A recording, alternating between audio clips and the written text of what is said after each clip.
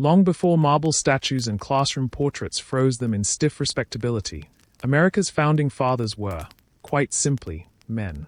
And not especially modest ones. They flirted, they boasted, they seduced, and occasionally, they confessed. Not in courts or churches, but in their private letters, journals, and whispered rumors that somehow survived centuries of history scrubbing. Tonight, we begin not with George Washington's wooden teeth or Benjamin Franklin's kite, but with a different curiosity. Why did the men who signed the Declaration of Independence spend so much time entangled in bedsheets? Let's begin with Benjamin Franklin, perhaps the most famously flirtatious of the founding generation. In his old age, Franklin wrote openly about his admiration for the charms of older women. Not only did he advocate for affairs with them, he outlined 8 very specific reasons why older women made better lovers. This wasn't tucked away in some private diary. It was part of a letter now preserved in the U.S. National Archives. Franklin, already a father to several children by then, spent years in France as an American ambassador.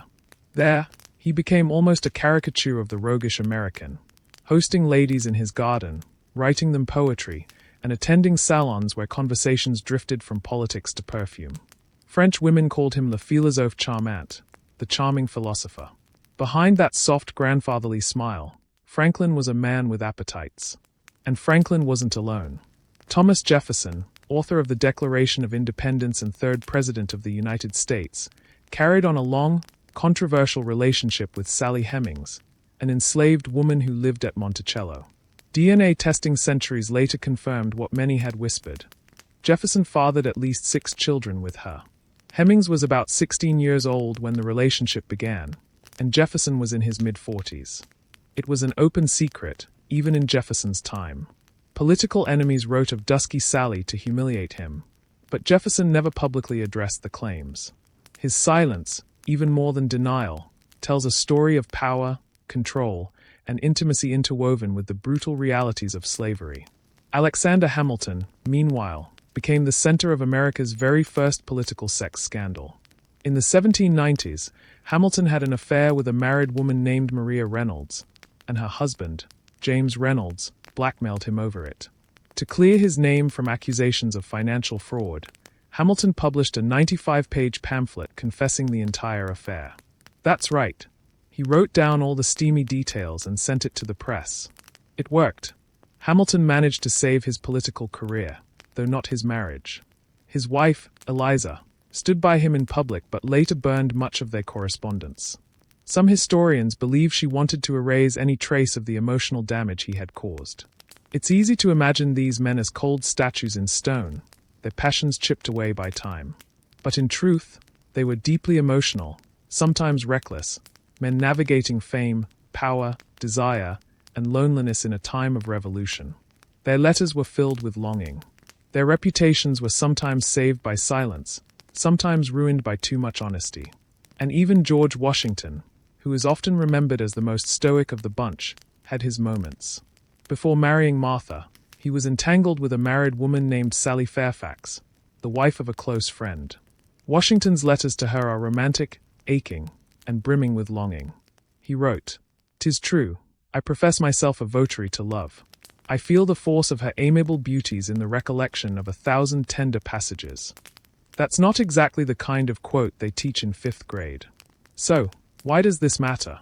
Because understanding the private lives of the founding fathers doesn't just reveal scandal, it reveals something profoundly human. These weren't gods. They were men who stumbled, loved inconveniently, and sometimes used their positions to pursue forbidden relationships. It doesn't excuse them, but it helps us understand the world they shaped, not just with quills and constitutions, but with hearts that beat a little too loudly behind closed doors. When Benjamin Franklin arrived in Paris in 1776, he was 70 years old, balding, and plagued by gout. Hardly the image of a romantic icon. And yet, within months, he became the talk of Parisian high society, not for his diplomacy, but for his irresistibly strange appeal to women. France was a very different world from the stiff, puritanical colonies. In the Paris of Louis XVI, salons glittered with candlelight, perfumed ladies spoke in poetry, and flirtation was a game of wit and elegance.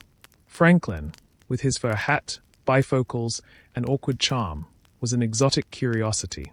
The French saw him as the noble savage, wise, earthy, and delightfully unrefined. They fawned over him like he was a philosopher and a folk hero wrapped in one. But Franklin was not merely a passive recipient of attention. He adored it. He leaned into the role with theatrical glee. He penned flirtatious letters in flowery French, handed out portraits of himself like Valentine's cards, and allowed women to sit on his lap during salon conversations. One hostess remarked, "His gallantry is of a sort that flatters without offending." Another claimed Franklin's eyes twinkled like stars when he spoke to women. And his relationships weren't just innocent flirtations. Historians believe Franklin had several romantic entanglements while stationed in France. One of the most documented was with Madame Anne-Louise Brillon de Huy, a wealthy, married musician with whom Franklin exchanged over 600 letters. Their correspondence danced between affectionate and suggestive. He once wrote to her, "If I could have stayed in France for your sake only, I would have."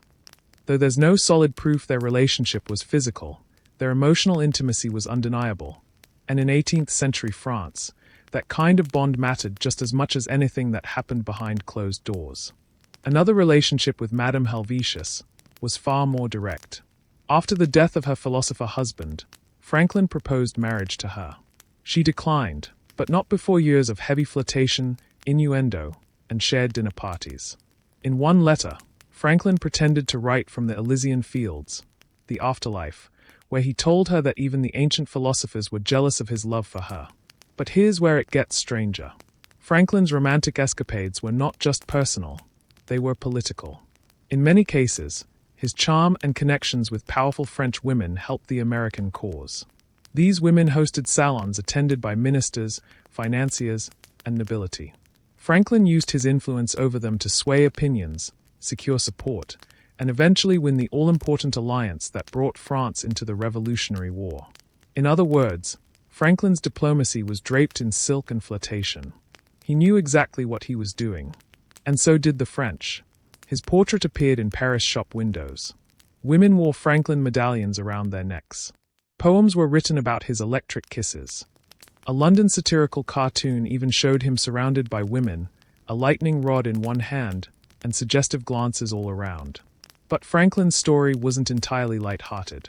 Despite his many affairs, he remained married, at least technically. His wife, Deborah Red, had remained in Philadelphia and died before he returned. She had begged him not to go to France, writing that she was sick and fearful. Franklin never came home to see her. He received word of her death by mail. Even so, he did not change his ways. If anything, the death of his wife seemed to free him further. One of his final letters to Madame Brillon, written just before leaving France in 1785, reads like a farewell from a man who had loved, lost, and lived far more fully than history often admits. He wrote, "You have ravished my heart. If you still love your ancient lover, remember him kindly, and let him hear from you sometimes."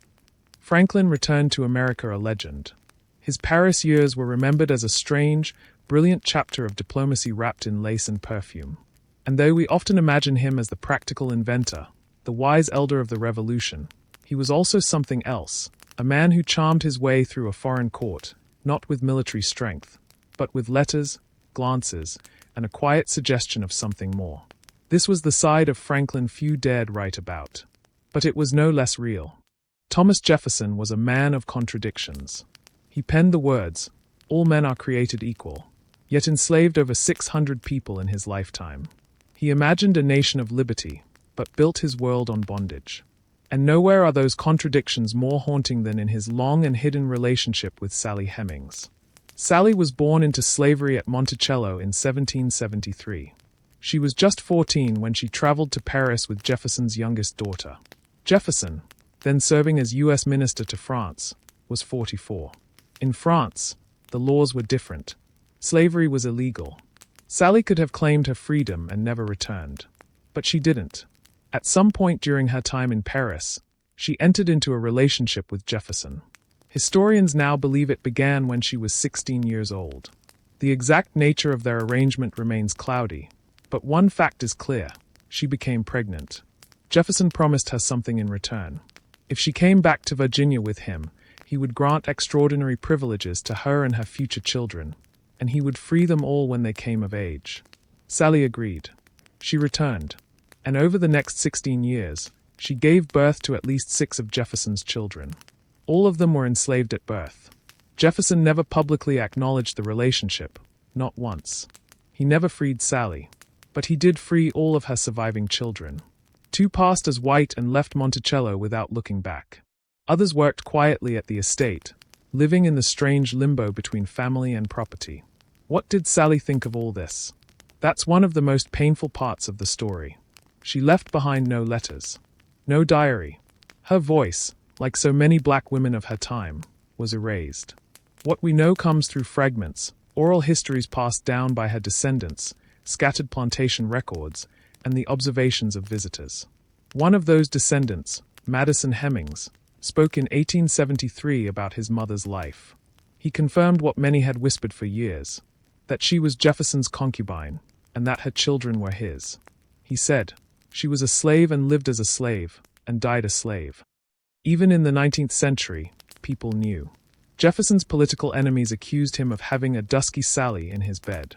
A scandalous pamphlet printed in 1802 by journalist James Callender accused Jefferson of keeping a slave mistress and fathering a secret family.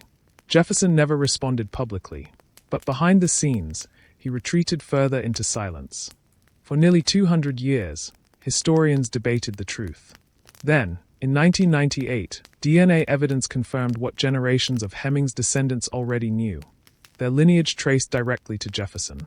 And yet, even with proof, the question remains, was it love? Was it coercion? Or something far more complicated? Jefferson held all the power. Sally had none. She could not consent in any true sense. She had no freedom to say no, no legal standing, no protection from his will. And yet she negotiated for her children, made decisions for her family, and managed to carve out a precarious space in the shadow of the man who both imprisoned and provided for her. It is one of the most disturbing and revealing stories of the founding era. A story not of romance, but of imbalance. A story that forces us to see the uncomfortable truth, that even the most eloquent voices of liberty could be silent in the face of their own contradictions. Jefferson died on July 4, 1826, 50 years to the day after the Declaration of Independence. He left no mention of Sally in his will, but he freed her 2 youngest sons, Beverly and Eston. Sally herself was allowed to live as a free woman, though she was never officially emancipated. She died in 1835, still listed in census records as a free mulatto, living with her sons. Today, at Monticello, her name is finally included in the story, not as a footnote, but as a chapter. If Benjamin Franklin was a flirt and Jefferson a man of secrets, then Alexander Hamilton was a thunderstorm, brilliant, impulsive, and dangerously indiscreet. In the 1790s, Hamilton was riding high. As the first Secretary of the Treasury, he had designed America's financial system from the ground up. He was married to Eliza Schuyler, a beloved daughter of New York aristocracy. He was powerful, influential, and feared. And then, like lightning, came Maria Reynolds. She knocked on his door in 1791. She was 23, soft-spoken, and claimed to need help. Her husband had abandoned her, she said. She had no money. Could Mr. Hamilton lend a hand? He agreed, and delivered the money personally to her home. What happened next was not just a lapse in judgment. It was a full-fledged affair. Hamilton began visiting Maria Reynolds frequently, often in the afternoons. He paid her regular sums of hush money, which she claimed her husband demanded to keep quiet. James Reynolds, Maria's husband, had discovered the affair, but rather than confront Hamilton or end his marriage, he saw a golden opportunity. He blackmailed the Secretary of the Treasury. Hamilton paid. Again and again. The affair lasted nearly a year, long enough for Maria to become a familiar name among Hamilton's enemies. In 1797, the whole thing exploded. Jeffersonian Republicans, especially James Monroe, got hold of the correspondence between Hamilton and the Reynolds couple. At first, they suspected Hamilton of financial corruption, that he was misusing public funds to cover personal misdeeds. So Hamilton did something no one expected. He confessed, but not to stealing from the government, to sleeping with another man's wife. In a lengthy public pamphlet known as the Reynolds Pamphlet, Hamilton explained everything. The affair, the payments, the humiliation. It was raw, explicit, unprecedented.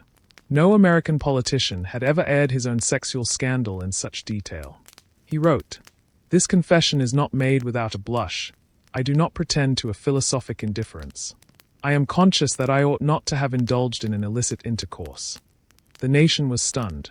The country had never seen anything like it. One Federalist newspaper called it, "the confession of a man not to a crime, but to a ruin." Hamilton's political enemies rejoiced. His supporters winced. But perhaps most shocking of all, his wife, Eliza, stayed. She burned all his love letters. She withdrew from society. But she did not leave him. Maria Reynolds vanished into obscurity after the scandal.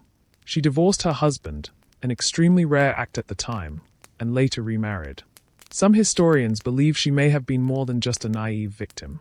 There's evidence she and her husband orchestrated the affair as a trap. Others think she was swept up in a relationship far beyond her control. Whatever the truth, the scandal defined Hamilton's public life from then on. His rivals used it against him. His presidential dreams collapsed. And when he was killed in a duel by Aaron Burr in 1804, many believed it wasn't just politics or honor that brought him to the field. It was the accumulation of humiliations, regrets, and personal failures that had piled up, one after another. Even in death, the story didn't fade. For centuries, the Reynolds affair remained America's most notorious political sex scandal, until Bill Clinton came along. But in the 1790s, it was Hamilton who first taught the young republic a lesson it would forget and relearn over and over again: that sex and politics are never far apart. If Hamilton was a man undone by passion, John Adams was a man terrified of it. He was deeply moral, sometimes to a fault, what his political enemies called a Puritan mind with a royal temper. But behind the stiff posture and powdered wig was a man profoundly concerned with the effects of sex, desire, and bodily indulgence on the soul of a nation. Adams wasn't known for scandal. There were no affairs, no salacious letters unearthed, no whispered rumors of mistresses. But what he lacked in scandal, he made up for in opinion, particularly about how sex, lust, and physical pleasure might ruin both individual character and national virtue. To Adams, sexual restraint wasn't just a private matter, it was a public duty. He believed, like many of his generation, in a direct link between morality and the stability of the republic.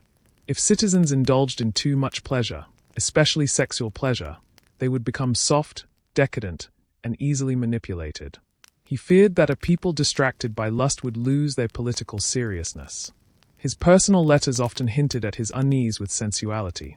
Even something as simple as kissing came under suspicion. In a 1799 letter to a political ally, Adams referred to the animal excitements of kissing as something that could disturb the equilibrium of reason.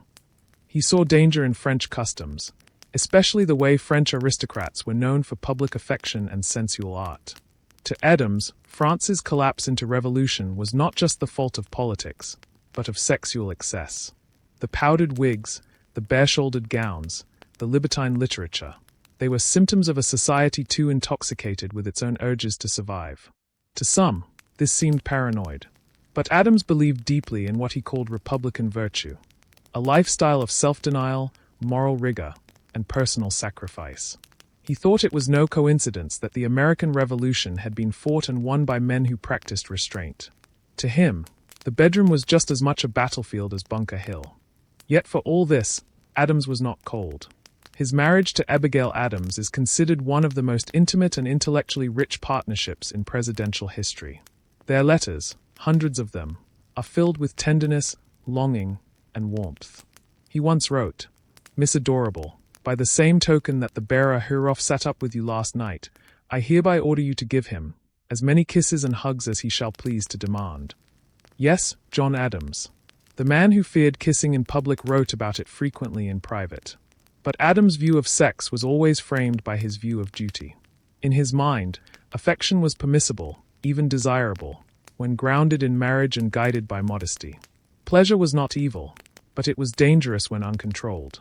For the Republic to endure, citizens had to resist temptation, especially the young.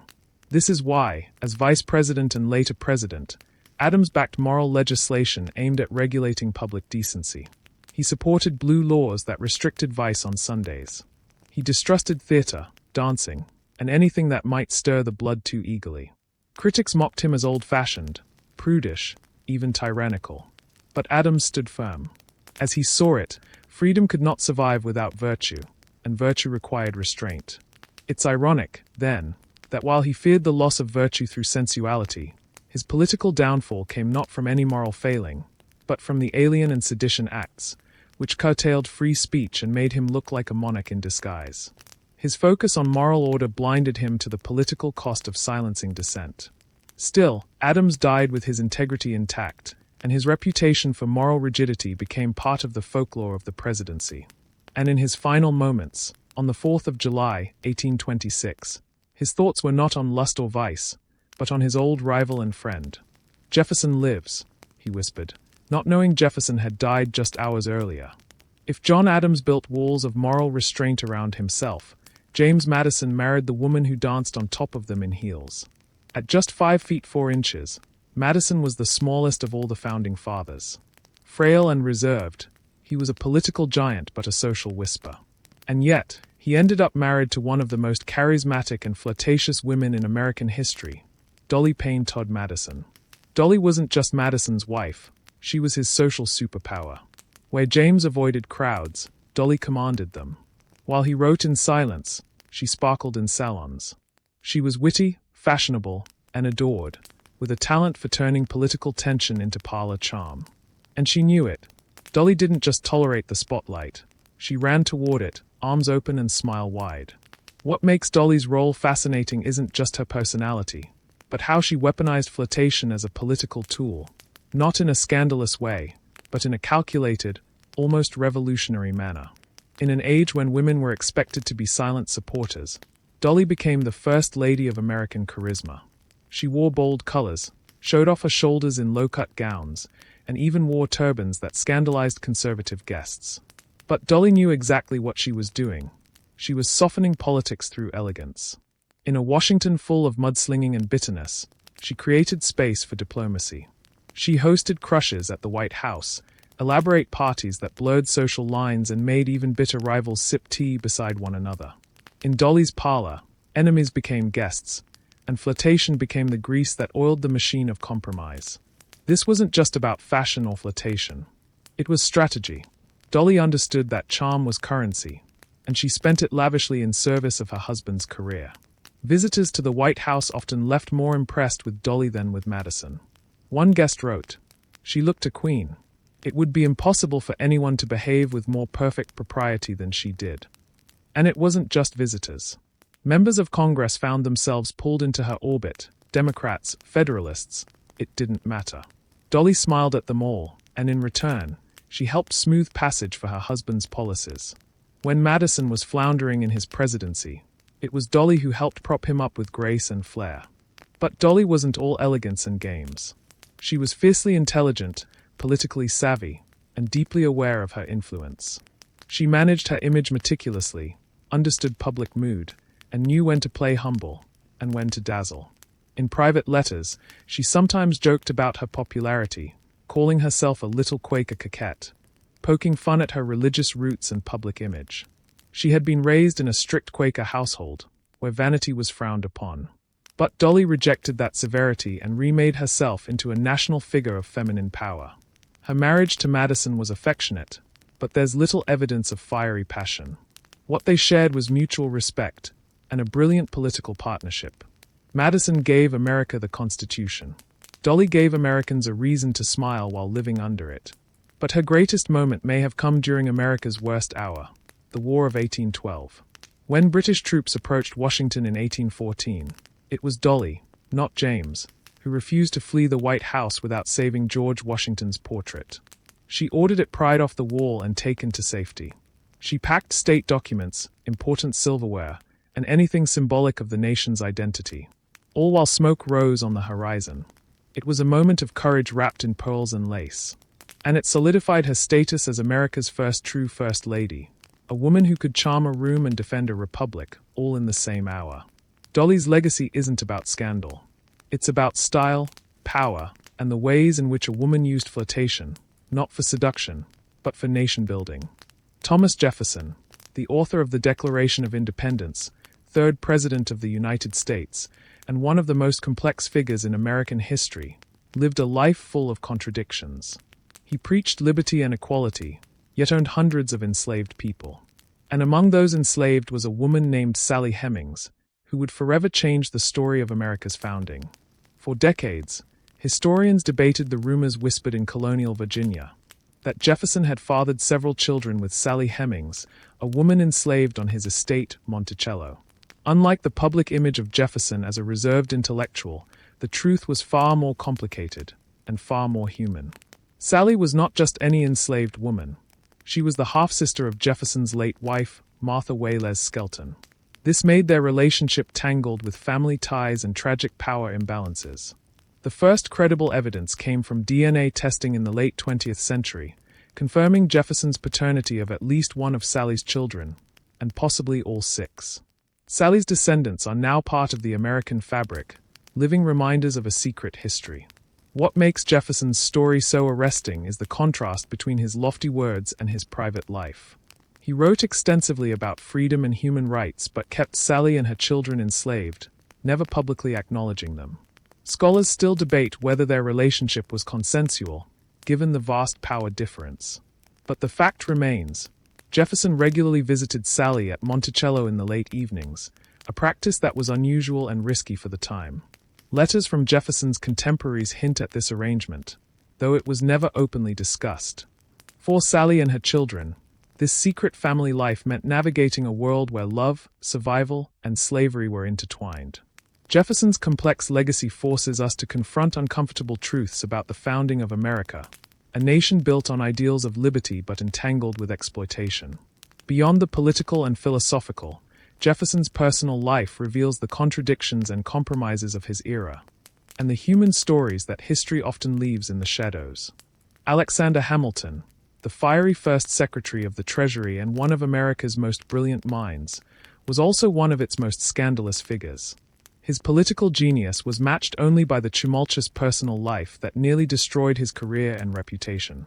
In 1791, just a few years after helping shape the young nation's financial system, Hamilton was rocked by a shocking revelation: an affair with Maria Reynolds, a married woman in Philadelphia.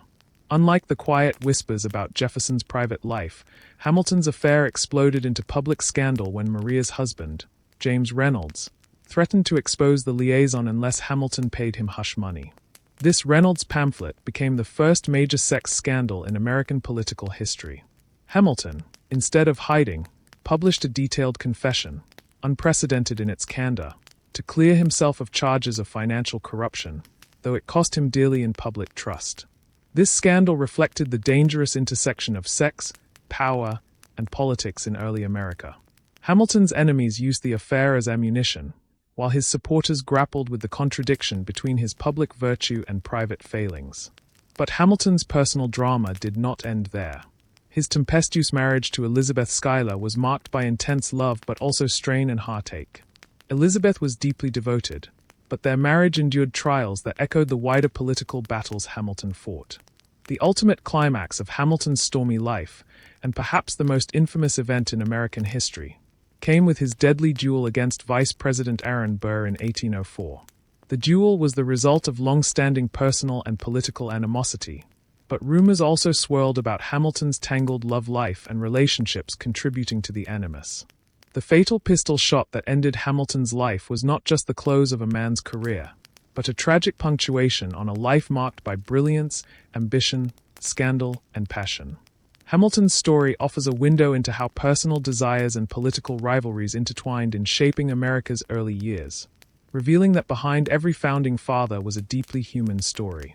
Benjamin Franklin, printer, inventor, diplomat, and one of America's most beloved founding fathers, was a man of endless curiosity, not only about science and politics but also about human nature and the mysteries of life itself. Franklin's personal life was as colorful and unconventional as his public achievements. He was known for his charm and wit, famously enjoying the company of women and courting them with his trademark humor and intelligence. But beyond his romantic escapades, Franklin's beliefs and experiments revealed a mind fascinated by the boundaries of the known and the unknown. He famously conducted experiments with electricity, most famously the kite experiment, which helped unlock the secrets of lightning and electricity, but also stirred rumors and fascination about his fearless approach to nature's mysteries. Franklin was also intrigued by health, longevity, and personal well-being, adopting unusual habits such as air baths, sitting naked in his room to air out his body, believing it had health benefits. This odd practice baffled friends and critics alike, but showcased his willingness to challenge societal norms. In matters of love and marriage, Franklin held pragmatic yet progressive views. He championed honesty and mutual respect between partners and was known to counsel friends on matters of romance with frankness unusual for his time. His relationships were complex. He fathered an illegitimate son, William Franklin, with his mistress Deborah Reed before marrying her, and later maintained a close friendship with a Parisian mistress while serving as ambassador. Franklin's life demonstrated a rare blend of enlightenment, rationality, and personal eccentricity. A founding father who embodied both the spirit of inquiry and the messiness of human desire. His stories reveal that behind the stately portraits and revered documents were men who lived complicated, often contradictory lives shaped by passion, curiosity, and the social pressures of their era. Thomas Jefferson, the principal author of the Declaration of Independence and third President of the United States, is often remembered for his intellect, architectural genius, and commitment to liberty. Yet, his private life reveals layers of complexity and contradictions that have fascinated historians for centuries. Jefferson was a devoted family man, yet his personal relationships were marked by ambiguity and secrecy. He married Martha Wayles Skelton, who died young, leaving him a widower with several young daughters. Throughout his life, Jefferson remained deeply attached to his family, yet there are persistent historical debates about his relationship with Sally Hemings, an enslaved woman at his Monticello estate. DNA evidence and historical research strongly suggest that Jefferson fathered several children with Hemings, a fact that complicates his legacy and highlights the tangled realities of race, power, and intimacy in early America. Jefferson's habits were often solitary and introspective. He was known to rise early and immerse himself in work, writing, and reading, his daily routine rigid and disciplined. Despite this, Jefferson enjoyed social life and corresponded extensively, maintaining a vast network of friends and political allies. His personal writings reveal a man wrestling with his ideals and the contradictions of his era, owning slaves while advocating liberty, dreaming of an enlightened republic while bound by the customs and inequalities of his time. Jefferson's complex character extends to his beliefs about sexuality and marriage. He was cautious and reserved about public displays of affection, but reportedly valued intellectual companionship highly. Some letters suggest he experienced loneliness and yearning, particularly after his wife's death. Beyond personal matters, Jefferson was fascinated by science, agriculture, and innovation, constantly experimenting at Monticello with crops, architecture, and inventions, a testament to his restless mind. This duality, public statesman and private man, visionary and flawed individual, makes Jefferson a captivating figure whose true story goes beyond the simplified narratives often taught in schools. Alexander Hamilton, one of the most influential founding fathers and the first Secretary of the Treasury, was as notorious for his political genius as for his turbulent personal life. His rise from an orphaned Caribbean immigrant to a leading figure in American politics was marked by brilliance, ambition, and controversy. Hamilton's personal life was no less dramatic. Married to Elizabeth Schuyler, he was a devoted husband and father on the surface, but beneath the facade lurked secrets and scandals that shook his world.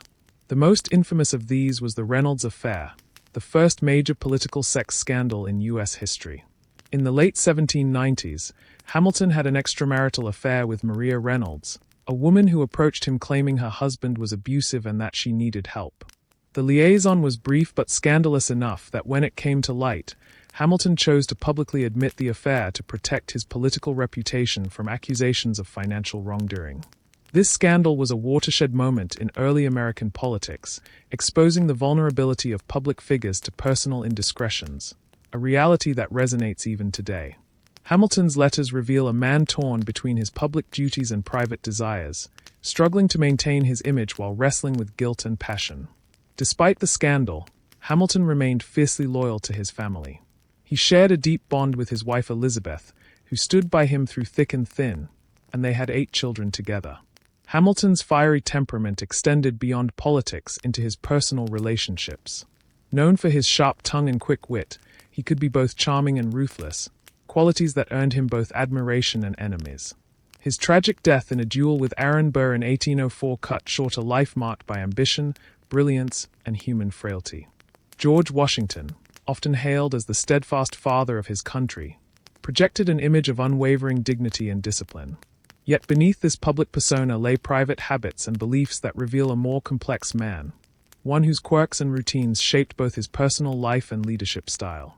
Washington was known for his strict daily regimen, rising early to attend to correspondence, oversee his plantation at Mount Vernon, and maintain his health through exercise. He was a devoted horseman, often seen riding across his vast estate, embodying the ideal of a disciplined gentleman farmer. But Washington's views on religion were nuanced. Though he attended Anglican services regularly and supported the church, his personal writings suggest he was more a deist than a traditional Christian. He valued morality and virtue but rarely spoke openly of theological dogma, preferring a practical, universal spirituality. Among his more peculiar habits was his intense aversion to being touched on his hands, a trait noted by close acquaintances. This sensitivity may have stemmed from childhood or health issues, but it persisted throughout his life, marking a rare vulnerability in the otherwise stoic leader. Washington was also superstitious in subtle ways. He consulted almanacs for auspicious dates and observed weather signs for planting and military campaigns. Such practices, common at the time, reflected a blend of Enlightenment reason and folk belief. His meticulous attention to hygiene and health set him apart from many contemporaries. He famously advocated for fresh air and exercise, and despite limited medical knowledge, he maintained a robust constitution well into his 60s. In private, Washington was reserved but capable of warmth and humor with family and close friends.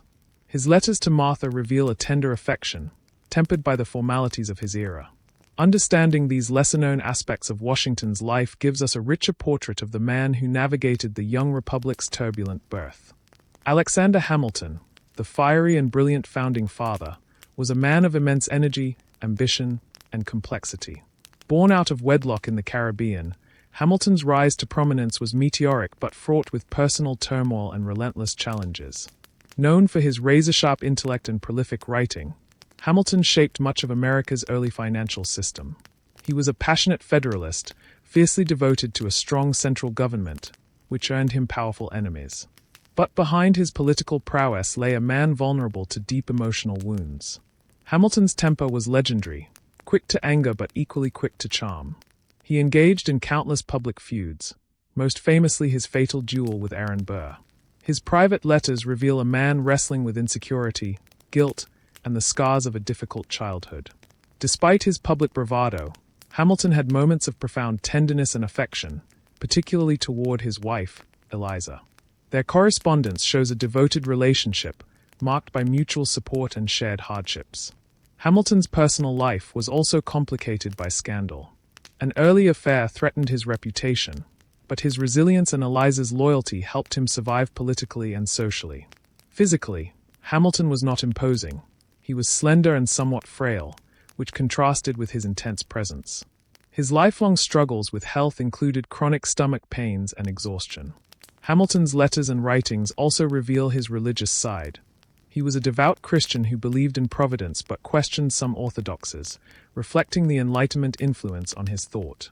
His fiery spirit and tragic end cast a long shadow over American history, embodying the passions and contradictions of the nation's birth. John Adams, often remembered as the gruff and principled second president of the United States, was a man defined by his unwavering dedication to law, order, and the ideals of the Revolution. Unlike the flamboyant Hamilton or the charming Jefferson, Adams carried a reputation for sternness, intellectual rigor, and an unyielding sense of duty. Adams was deeply involved in the fight for independence, serving as a diplomat in Europe and helping negotiate the Treaty of Paris that ended the Revolutionary War. His commitment to justice and Republican values earned him respect, though he was often seen as difficult or prickly by contemporaries. He was a man of sharp intellect and blunt speech, known for his forthright letters and fiery debates, especially with Thomas Jefferson, with whom he shared a complex friendship and rivalry. Adams' personal life revealed a tender side.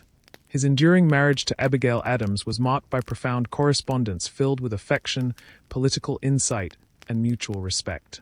Abigail's letters provide a rare glimpse into the private thoughts and struggles of the Adams family. His presidency, however, was marked by turbulence. Faced with foreign crises, partisan attacks, and his inflexible style, Adams struggled to maintain unity. The Alien and Sedition Acts, passed under his administration, remain controversial as early tests of American civil liberties. Adams was also haunted by insecurities, often doubting his popularity and legacy. After his presidency, he retreated to a quieter life in Massachusetts, where he maintained an extensive correspondence, particularly with Jefferson. Despite his stern exterior, Adams had a deep philosophical side. He was a proponent of balanced government, wary of both tyranny and mob rule, and advocated for education and virtue as the foundation of the Republic. His later years were marked by reflection, reconciliation, and a profound sense of history. He famously died on July 4, 1826, the 50th anniversary of the Declaration of Independence, just hours after Jefferson's passing. John Adams' life reminds us that the founding era was as much about perseverance, principle, and complexity as it was about idealism and revolution. Thomas Jefferson remains one of the most iconic yet enigmatic founding fathers. Revered as the principal author of the Declaration of Independence and the third President of the United States, Jefferson's life was a complex blend of revolutionary ideals, personal contradictions, and deep intellect. Born into Virginia's planter aristocracy, Jefferson was a polymath, a skilled writer, architect, inventor, and philosopher. He championed liberty, democracy, and religious freedom, envisioning an agrarian America of independent yeoman farmers. His writings helped shape the ideals of the new nation, inspiring generations to come. Yet Jefferson's legacy is fraught with contradictions. Though he spoke eloquently against tyranny and championed individual rights, he was a lifelong slave owner, presiding over hundreds of enslaved people at his Monticello estate. This paradox has sparked intense debate and reflection about the complexities of liberty in early America. Jefferson was famously private, often retreating into his studies and inventions. He designed his home and university buildings with a vision of classical beauty and Enlightenment principles, embodying his belief in education as the bedrock of freedom. Politically, Jefferson's presidency was transformative but contentious. His Louisiana Purchase doubled the size of the United States, yet it challenged his strict constitutionalism. His policies and conflicts with Federalists shaped the young republic's political landscape. Jefferson's personal life also invites curiosity. His relationship with Sally Hemings, one of his slaves, remains a subject of historical investigation and discussion, reflecting the complexities of power, race, and intimacy in the 18th century. Despite his flaws and contradictions, Jefferson's writings and vision continue to influence American identity, democracy, and the ongoing struggle for equality. James Madison, often hailed as the father of the Constitution, was a master architect of America's political system. His intellect and political philosophy helped forge the foundations of the United States government, balancing power and liberty in a way that still shapes the nation today. Born in Virginia in 1751, Madison was a reserved yet brilliant thinker who excelled at studying political theory and history. He collaborated closely with George Washington and Thomas Jefferson, and was instrumental in drafting the Constitution at the Philadelphia Convention of 1787. Madison's vision was to create a strong federal government that could unify the states while protecting individual freedoms. His design of checks and balances among the legislative, executive, and judicial branches remains a cornerstone of American democracy. He co-authored the Federalist Papers with Alexander Hamilton and John Jay, a series of essays that argued for the ratification of the Constitution. These writings reveal Madison's deep understanding of human nature, factions, and the dangers of unchecked power. Despite his public role, Madison was a private man who avoided flamboyance. He was physically small and delicate but possessed a sharp, disciplined mind. His personal diaries and letters show a man deeply engaged with political theory but cautious in practical affairs. Madison also struggled with slavery. Like Jefferson, he owned enslaved people but hoped for eventual emancipation, reflecting the conflicted attitudes of many founding figures. Later, as the fourth president, Madison faced the challenge of leading a young nation through the War of 1812, a conflict that tested the resilience of the American experiment. His legacy endures in the very structure of the U.S. government and the ongoing debates about the balance between federal authority and states' rights. John Adams was a man of principle, intellect, and an often prickly temperament. As a leading voice in the Continental Congress and a key advocate for independence, Adams played a pivotal role in shaping America's early political landscape. Unlike some of his contemporaries, Adams was wary of popular passions and deeply concerned about preserving order and virtue in the new republic. His belief in a strong, principled government sometimes made him unpopular, earning him the reputation of being stubborn and difficult. Adams' presidency, 1797 to 1801, was marked by significant challenges, including tense relations with France and domestic opposition. Yet he is credited with avoiding war through diplomacy, a feat many later presidents struggled to replicate. A fascinating quirk of Adams' character was his intense devotion to his wife, Abigail Adams, with whom he maintained a remarkable correspondence full of wit, wisdom, and deep affection. Their letters reveal a man who was thoughtful, anxious, and at times, lonely. Despite his stern public image, Adams was known to enjoy lighter moments and had a love for literature, often quoting Shakespeare and classical authors in his speeches and writings. Adams also had a complex relationship with Thomas Jefferson, oscillating between friendship and fierce rivalry that mirrored the political divisions of the era. His final years were spent in reflective correspondence with Jefferson, culminating in a remarkable coincidence. Both men died on July 4, 1826, the 50th anniversary of the Declaration of Independence. Thomas Jefferson, author of the Declaration of Independence and America's third president, was a man of immense intellect, creativity, and contradictions. Revered for his advocacy of liberty and democracy, Jefferson shaped the nation's ideals but also grappled with the realities of his time. Jefferson's personal life was marked by complexity and secrecy. He was a passionate reader, architect, inventor, and farmer, deeply invested in the pursuit of knowledge and Enlightenment ideas. Yet, he was also a lifelong slave owner, a fact that casts a long shadow over his legacy. One of the most controversial aspects of Jefferson's life was his relationship with Sally Hemings, an enslaved woman at his Monticello estate. Historical evidence and DNA testing have confirmed that Jefferson fathered several children with her, a relationship fraught with power imbalance and secrecy. Politically, Jefferson championed limited government and individual freedoms, but his vision sometimes conflicted with the realities of governance and society. His presidency saw the Louisiana Purchase, doubling the size of the United States, a bold expansion of federal power that contradicted his strict constructionist views. Jefferson was also known for his quirks. He was an early adopter of the violin, often playing for guests, and a proponent of the metric system long before it became widespread. His letters reveal a man wrestling with ideals and compromises, deeply invested in the promise of America but aware of its contradictions. Alexander Hamilton, the fiery first Secretary of the Treasury and architect of America's financial system, was a man of immense ambition, sharp intellect, and turbulent personal life. Born out of wedlock in the Caribbean, Hamilton's rise to prominence is a rags-to-riches story that helped shape the young nation's destiny. Hamilton was a master strategist and a passionate advocate for a strong central government. His financial policies, including the establishment of the National Bank and assumption of state debts, laid the foundation for modern American capitalism but also sparked fierce opposition. Behind his political prowess, Hamilton's personal life was equally dramatic. His marriage to Elizabeth Schuyler was reportedly passionate, but his infamous affair with Maria Reynolds became the first major political sex scandal in U.S. history. Unlike modern cover-ups, Hamilton publicly admitted to the affair to quell rumors and political attacks. His feud with Aaron Burr escalated over years of political rivalry, culminating in the fatal duel in 1804 that ended Hamilton's life at age 47.